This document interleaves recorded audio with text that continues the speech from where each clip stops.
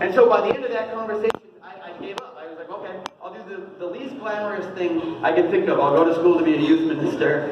And so I went to this Bible college in Minneapolis.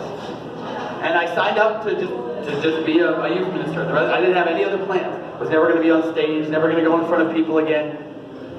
And to sign up for your first semester, I needed 15 credits. And I had 14 credits. And to get all my scholarship stuff, or the student loans, I needed one more. And I'm looking at the list of 1 credit classes, and none of them would work out with my time frame. And then I got to the bottom of the list, and there was this 1 credit acting class that would fit my time frame. And I remember thinking, like, I'm not trying to sneak stuff by on you, but I really need this. So I made a deal with God that if it was an audition thing, and you had to audition. I've never auditioned. So I was like, if I get in, I'll just take that as a sign. I'll do that 1 credit class. So I went to the audition, and they were like, so what do you have prepared? I'm like, I don't know what you mean. They're like, no, do you have something memorized? And they're like, no, I don't. And then they're like, okay, you're in. And then I got in the class. And then at that moment, actually, looking back, then everything started to turn for me. By the end of my first semester, I felt really unsettled and miserable in my youth ministry classes. And I just felt peace in the acting thing. So I started to move it over, and by the end of college, I had traveled all over the country doing acting, but it was always for Christ. It was always church stuff, it was always God-oriented, as opposed to what I would have wanted for my life. And then you jump forward 19 years. And a couple years ago, I was in LA at this youth event for 1,000 youth. I'm on stage, and I'm giving the talk about the church, and God loves them, and God just smacks me in the head in the middle of the talk. He just says, look where you are, man. You're 6 miles from Hollywood. There's a spotlight. You're in front of 1,000 kids. Isn't this better than what you would have planned for yourself? And I had to admit, there's no way on earth I would have planned that. But it's infinitely better. So some of you guys in the room, you guys are probably all in your careers, or striving for this career to work out. Just let me be one person to tell you, you have to let that thing die. But think your career, I gotta earn money. Only kind of. We'll get to that. You actually only have to trust God. Well, I need this career. No, you don't. You need God. And so I always take this moment to challenge anyone in this room who, if your future, when it comes to career, when it comes to what job to do, if you're on the edge of something and you feel like you need to jump and trust God, please do. He cannot let you down. Your job will let you down. Your job has probably already let you down. Anyone who's in that career that you fought so hard to get, probably already let you down a bunch. Because it's just a job. But if God is asking you to take it and hand it up to Him, if that's your Duplo, please, please. He put your desires in your heart. He put the things that you love and the things that He guides you toward, that you're attracted to. He put those there. So if He's asking you just to lift them up, just trust Him. He will do miracles with your life if you'll trust Him with your career. So that's the first thing, is the career. And I always take time to do that because I didn't ever want to be a missionary, ever. I never thought about being a missionary. In fact, so the first night I went on a date with my wife, she informed me that she has known since she was 10 years old she wanted to be a missionary. And I was like, yeah, me too. Totally. She's known since she was 10 and I've known since I met her that I was going to be a missionary. She made it very clear, the first night. But as a result of having said yes to that, as a result of saying, okay, this was never in my plans, but if this is what you want for me, absolutely. We've lived around the world and had these amazing miracles happen. We've had the most amazing experiences in these other cultures, all because all right, I don't know how it's going to work out, but we'll say yes. We've lived around the world as missionaries, as a career, without ever a dime in our bank account. And it's all been because at the moment when God asks you to say yes, it doesn't make you saintly or amazing or some deep Christian. Just be like, all right, okay. Because it's actually the easiest thing. He's not asking you to do something difficult. He's asking you to just say, okay. And there's a moment in Scripture where Jesus, Peter's been fishing all night. You know that moment? They've been fishing all night and they didn't catch a thing. And then Jesus is all night working at this one thing that He does well. And then the morning comes up and Jesus is like, hey, try to fish. And I love it because Peter's and you can see his exasperation. Because he's like, Jesus, okay, we did this all night. All night. I know what I'm doing, man. But then he pauses, and what does he say? But because you asked me to, I'll do it again. Jesus isn't asking him to be the Pope. He's not asking them to be martyred. He's just saying, just do the thing you do, but do it for me because I asked you to. And they just toss the nets, and they fill, and the boat's sinking. It's so filled with fish. And careers seem like ours. They seem like, oh, this is mine. Right, this is what I do. Everything in your life should be what God does. So if it's a career, then give it to Him. Trust Him now. And I don't know what that looks like for you, but I know that it means a miracle if you do trust Him. And I know it means looking like a constipated fool the rest of your life if you don't. The second, when it comes to your faith life, it can be scary to go deeper in your faith with Christ. My wife and I, like I said, we grew up anti-Catholic. Or I grew up more anti, because I didn't know. But we would have never considered ourselves to becoming Catholic. And I can truncate the whole story, but there was a moment where we were really grieving over this, because we knew if we became Catholic, we not only would we probably lose some friends, we would lose our entire missionary base support. So we had about 137 different groups or people or families that would give to us and financially support us as missionaries. But if we knew if we became Catholic, we would lose all of that, because our denomination would have never supported that. And it was a real grieving thing. It weighed really heavy on my wife.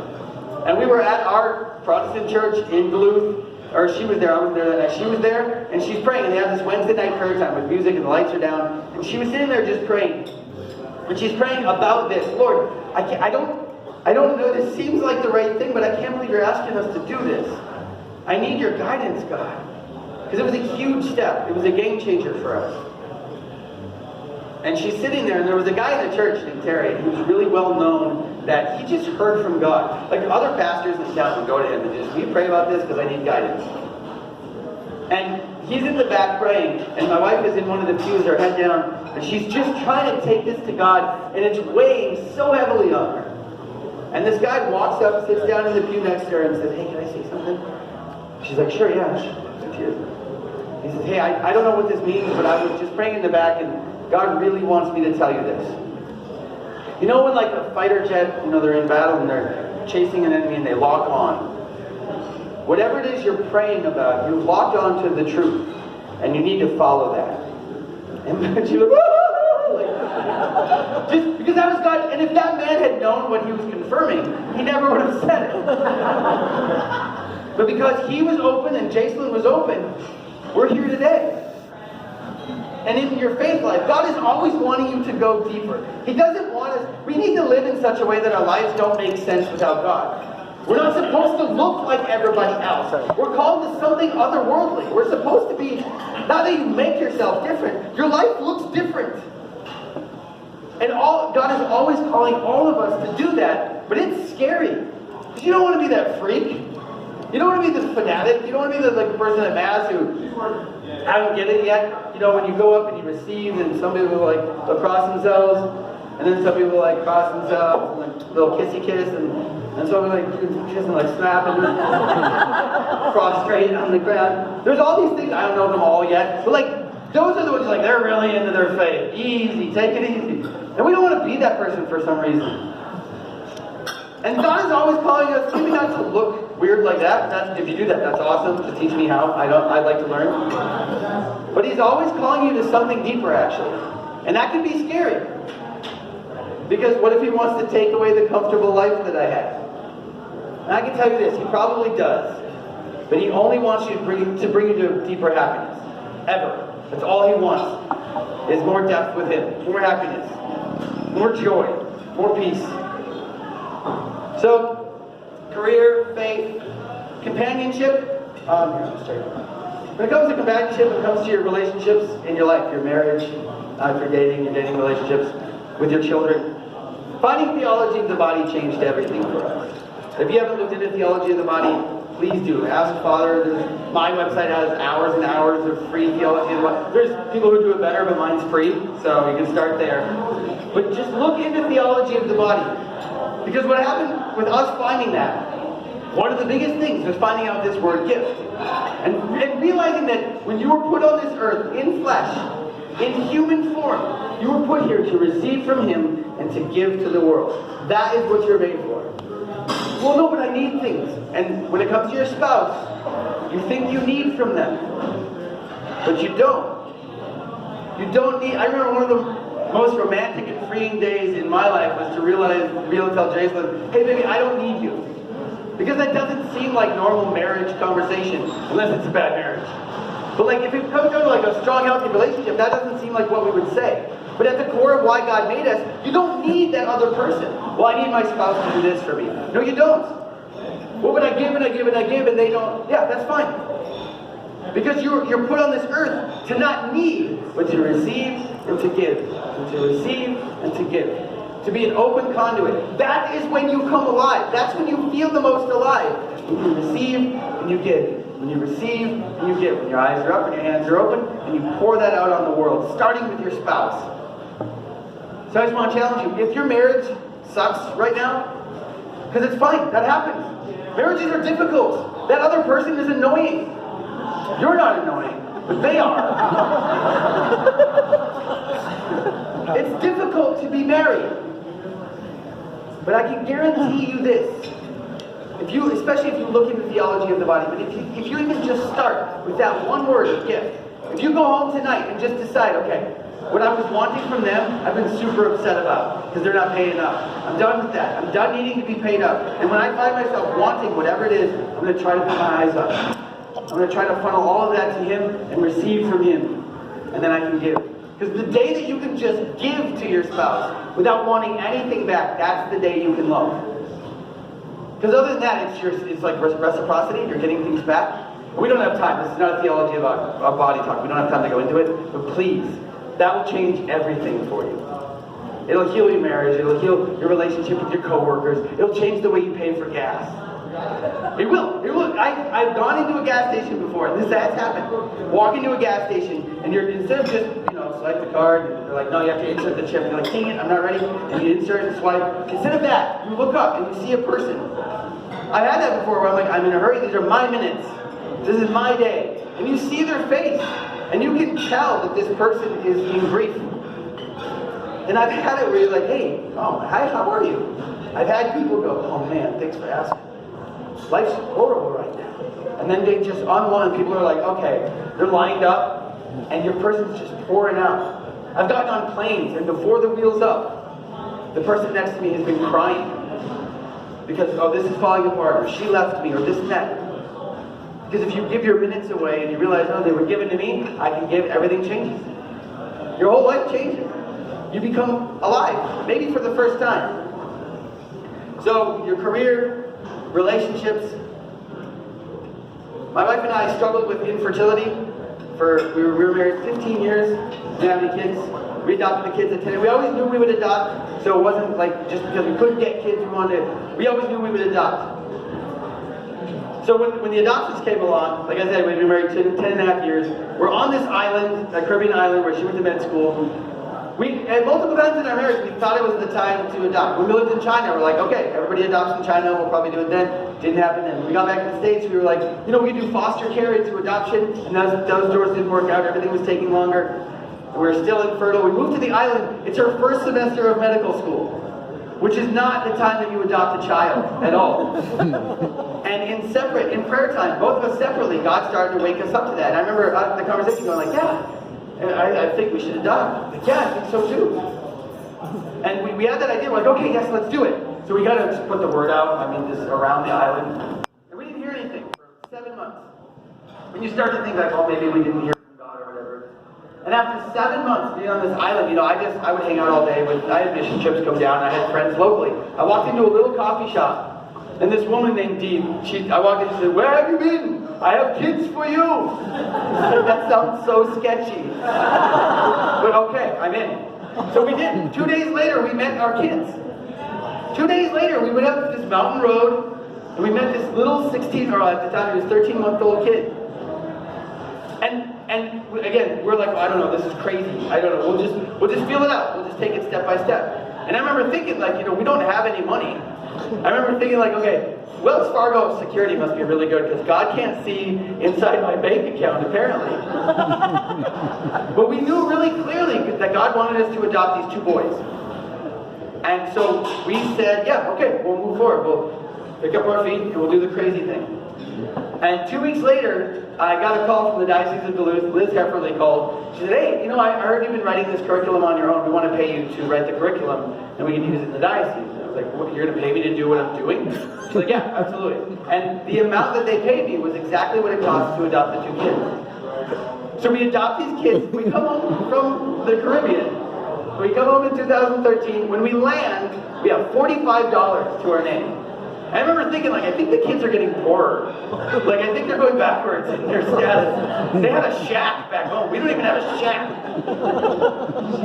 We have 2 kids. And I was going to speak at Camp Survive up in McGregor. So I had to drive up, and I'm in Indiana. We've been back in America for 2 months, 2.5 months. I'm driving through Indiana on my way to do this camp, which is the next paycheck. And I get an email on my phone saying, oh, if you're interested, you can adopt their sister now. And I remember thinking, like, we can't. We don't have anything. And we have to take care of these kids. We would have to move back to the island for a year. It's not going to happen. We can't do it. And so I'm praying about it. I had decided no, basically.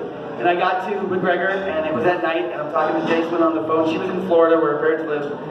And I'm like, okay, so we got this email. I don't know what to do. And Jason was in the middle of studying for like the next huge med school test. Like, it was just the next, you have to pass or you're done. And I remember the conversation, I'm like, well, I don't know what to do. And she's like, yeah, okay, just pray about it, I'll trust whatever you do, I gotta go. I was like, now you trust me? Like, groceries? No, with this kid?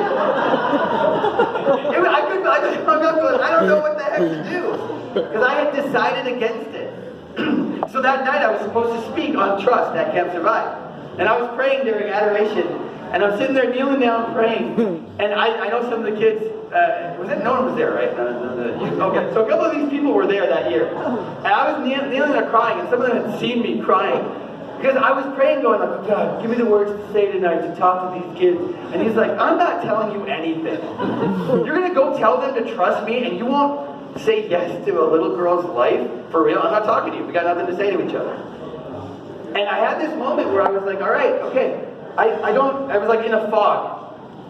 It's like, I don't know what else to say but yes. And there was a moment where Jesus, I could just feel him there saying, now you know what Gethsemane is like. Now you know what it's like to have something in front of you that you don't want, that you're terrified of. And still say yes. So I got out, I called Jason, and I'm like, we're having a girl! And she's like, yeah, I knew that in the first place, okay? I was just giving you a shot. But we said yes to moving back to the island with no money, to live there for a year, no money, to adopt a 3rd child, no money. And we sent out an email to our friends and family being like, hey, guess what? Will you pray for us? Because our faith is pretty shaky. We really need your prayers. And I could show you the timestamp on the emails. In under 3 weeks from when I sent that email, every dime of the thousands upon thousands of dollars were in our bank account. We were getting emails from people in France saying, like, bonjour. I think that's what they said. I don't know. Like, emails from people in France saying, hey, we heard about what you're doing. How can we give? There was a family in Nova Scotia who heard about it, and they said, we're skipping all of our Christmas presents this year. We're giving all the Christmas money to you to help you adopt this child. Every day I would check my email and just cry. I couldn't, like, and again, none of it, we didn't do any of it.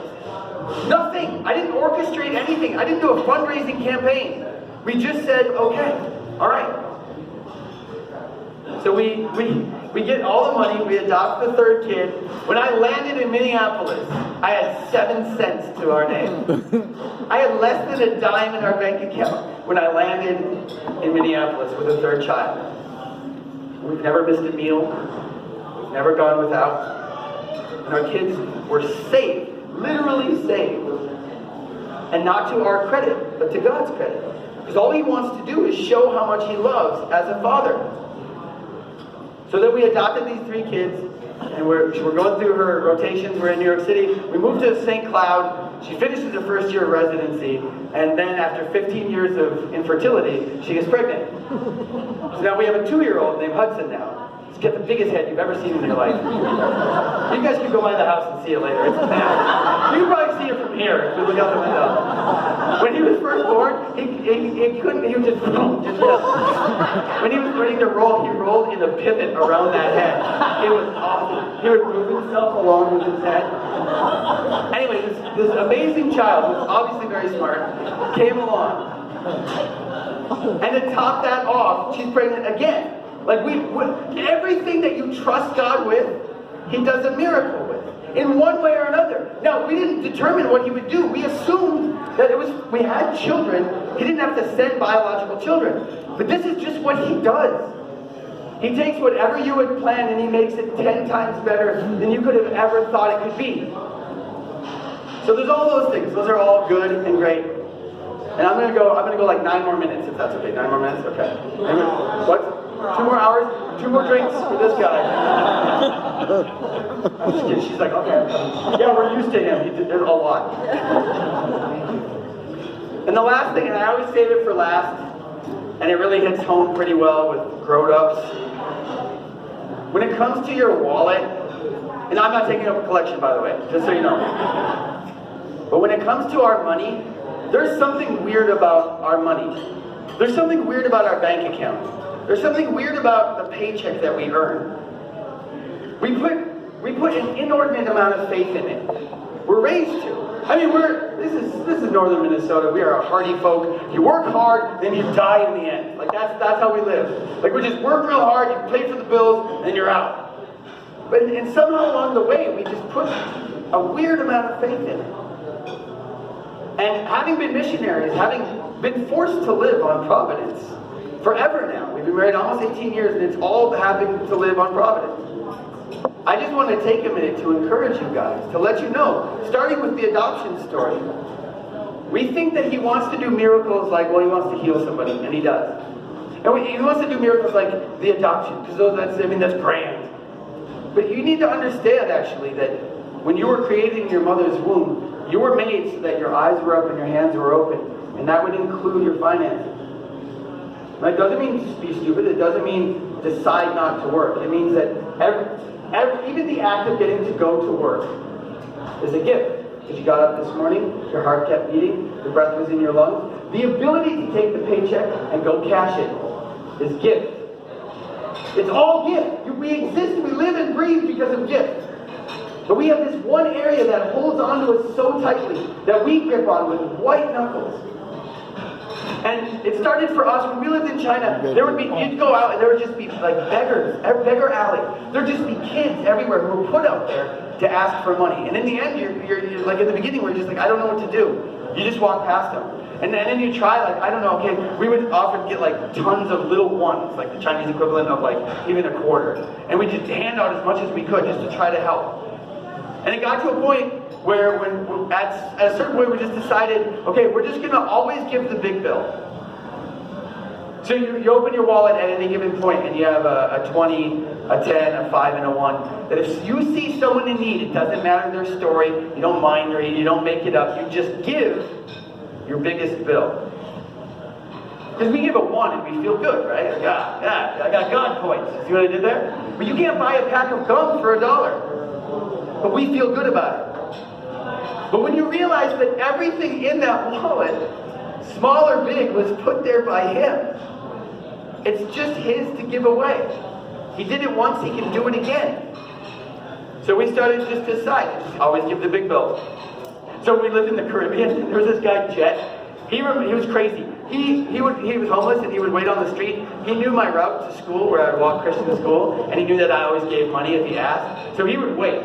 And I remember once I was walking, I didn't see him. He popped out from between 2 cars, because he was crazy. He popped out and he was like, "Sweet dreams are made of this." And I was like, "Who am I?" He sang the whole chorus of the Eurythmics song on the street. He was a lunatic.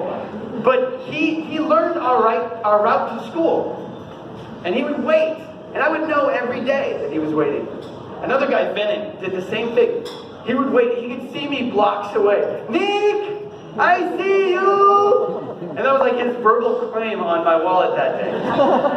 And we would always just, okay, I'd have it ready. And one day I was in just a cranky mood, and so I went blocks out of the way to avoid him. And I remember Christian being like, Dad, that's not, I'm like, shut up, I'm going this way. So we went this way because I'm a good dad. So we went this way, and we were walking blocks out of the way. And I got down, I thought we were in the clear, and down an alley, I hear, Nick! I see you! I remember I gave him everything in the wallet. I'm like, I'm sorry, Lord. I felt like Jonah. But we decided at that time in our lives, that is what we'll do. I'm not going to pray about it in the moment. If there's someone in need, I'm going to give the biggest bill that I have. I'm just going to do that. And I was excited to come back here, because I came to a Theology on Tap here 2 years ago, something like that. And I spoke on confession. And I don't remember who it was, if you're in the room or not. Somebody that night, we were back here talking, and somebody just shook my hand, and they glad-handed me. They gave me a $100 bill folded up. And I was like, oh my gosh, I didn't know you don't look. I got in the car, I'm like, oh my gosh, that's so much Mountain Dew. Yay, so I put it in my pocket. And I had to drive back to St. Cloud that night, and I drove all the way home. And you get into bed, I got home late or whatever. The next morning, I was hanging out with the kids, and we went to the Taco Bell, and I'm in line at the Taco Bell. It's right on this corner. And I'm looking at the drive-thru menu, and my son says, Dad, there's a homeless guy over there. And then that 100 started to burn in my pocket, and I was like, no! I want Mountain Dew and tacos so bad. And so I was like, Christian, just have him come over. So Christian's like, sir, and he came over, and so then I was like, Christian, give him this. And Christian's like, yeah, this, and I'm like, shut up. So my son's like, God bless you, sir, and he gives him the 100. And the guy, he turned away, and then he saw what it was. And then before we knew it, he was in the car, leaning through the window, over my son, crying.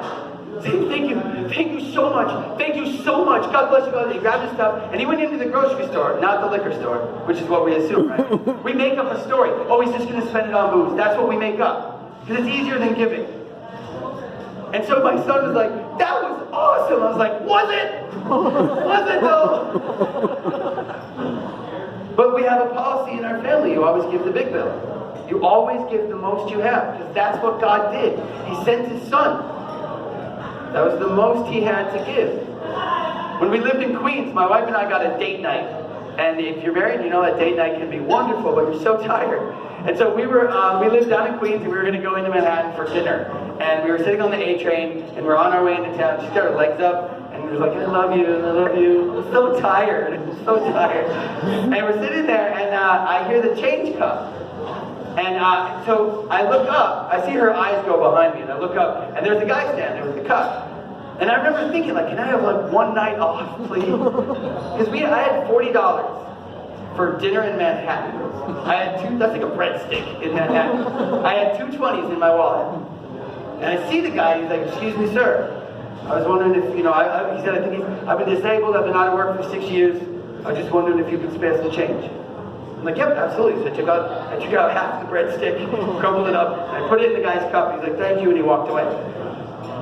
And so we go back to talking, and I'm so tired and hungry, and we're sitting there, and it wasn't but a few minutes, maybe 2 minutes, I see her eyes go up behind me, and I hear the change cup, and I look, and I was like, he's coming back for the other 20! And everybody in the car was watching, like, he's coming back for the other 20! And the guy standing there, and I was like, can I help you? And he said, yeah, I just wanted to come back. I just wanted to say thank you. Nobody does that. What you just did, nobody ever does that. And I want to say thank you, and God bless you, thank you very much. And he a little teared up and he walked away. And you just feel alive. Because did we care in that moment as much about our breadstick? No. Because look what had happened. God had taken us and put us on this train, on this A train. And he had put the money in our wallet. And he was like, guys, all of heaven, come watch what happened.